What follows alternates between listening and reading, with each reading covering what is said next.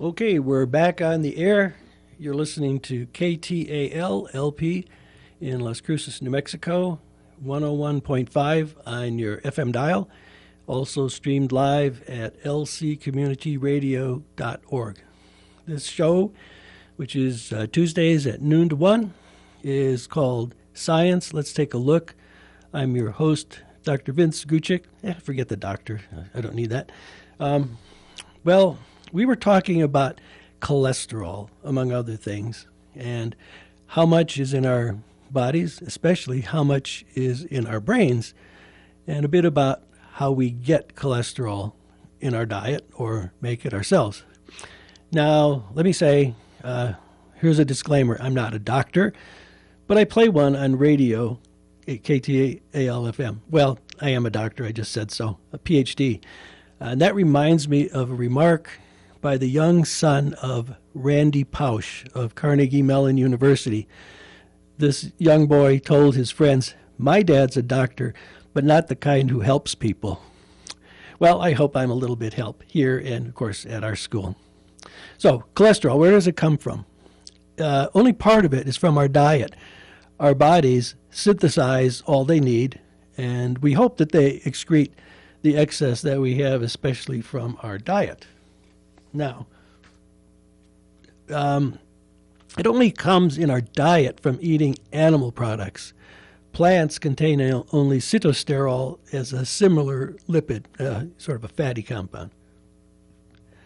Cholesterol that's made in our body outside our brains doesn't get into the brain, even though the brain needs it.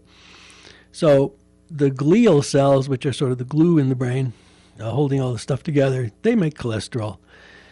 The only time our brains get cholesterol from the outside is when our brains are developing in a fetus. Okay, so how does it get to where it's needed? So here's where our friends, in quotes, HDL and LDL come from.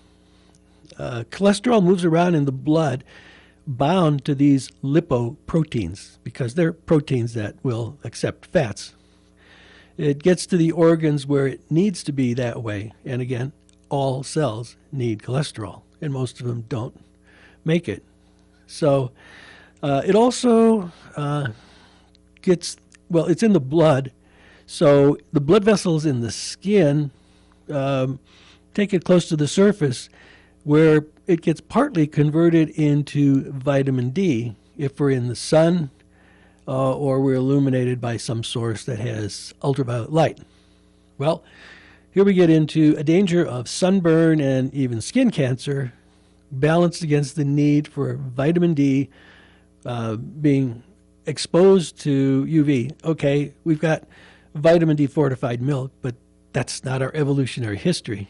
So skin color evolved in our human populations that used to pretty much stay put for a balance between dangers of sunburn and skin cancer versus making vitamin D. People in sunny areas got enough sun to the deeper skin with dark skin. People who migrated many tens of thousands of years ago to northern climes, such as Europe, evolved lighter skin. Of course, now we all move around, and we have higher risks for sunburn in European stock people who get in bright sun. We also have risks of vitamin D deficiency. Dark-skinned people who move to Europe, or light-skinned people who used to live at, I hope, not so much now, in dim slums. Okay, so there's synthesis of cholesterol in our body, and it moves around in the blood to get to where it's needed. So then what happens to it? Does it need replacement? Well, all fats and other lipids, including cholesterol, go bad. They go rancid. Oxygen reacts with them and changes them chemically. We're all familiar with old items with fats going bad. Old salad dressing you forgot in the refrigerator. Okay, a couple of years, but it happens. Old nuts, etc. And how does that all happen? Well, we make in our bodies some particularly active forms of oxygen as side products of our normal aerobic oxygen-using metabolism. And that's a massive set of chemical reactions keeping us alive and kicking.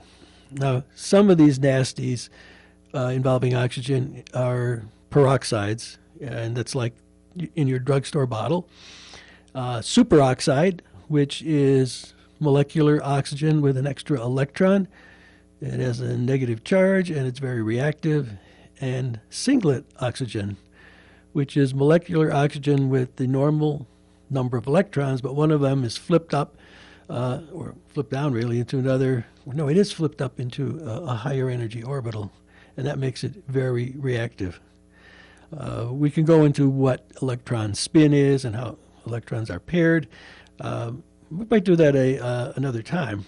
But anyway, ordinary oxygen is in what's called a triplet state, and if you energize one of these electrons into a higher orbital, you get a singlet state, energetic and reactive. So these three reactive kinds of oxygen can chew up molecules in our cells, so we need defenses against them. Some of them are simple organic molecules, vitamin C, that sacrificially react with oxygen, the antioxidants. Other defenses are proteins, say enzymes that catalyze chemical reactions, such as breaking down peroxides or breaking down superoxide, or helping any of these organic or these dangerous oxygen compounds react with sacrificial chemicals. So these defenses against oxidation aren't perfect. So there's a small, unavoidable amount of oxidative damage to our body's biochemicals, including cholesterol. So cholesterol itself has to be renewed, damaged molecules removed, and new ones inserted in the right place. I think how tricky that has to be, particularly plucking cholesterol partly as an electrical insulator for our nerves and putting in a new molecule. It's like redoing the insulation on your electrical wiring while it's still operating. But it does happen. Okay. So how does cholesterol get disposed of? Well, the HDL, do I have that? Yes, the HDL will move the cholesterol around to the liver, and the liver then can package the damaged cholesterol into bile salts, where it then gets excreted by our bile ducts into our intestine and helps digestion. Okay, the brain is a trickier place to move anything out, because we have a thing called the blood-brain barrier that keeps things in the blood from moving into the brain. Okay, the brain accepts glucose as an energy source and a few other things, oxygen, lets carbon dioxide out. But most molecules can't make it across there. That's a good thing, because